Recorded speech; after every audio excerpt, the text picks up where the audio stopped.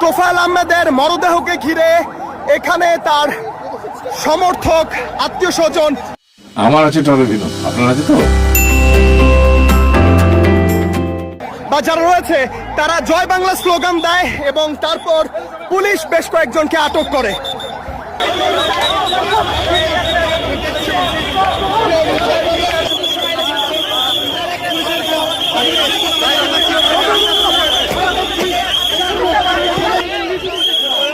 আমরা দেখতে পাচ্ছি আরো কয়েকজনকে আটক করা হয়েছে। জয় বাংলা স্লোগান, তোফায়েল আহমেদের জানাজায় এসে জয় বাংলা স্লোগান।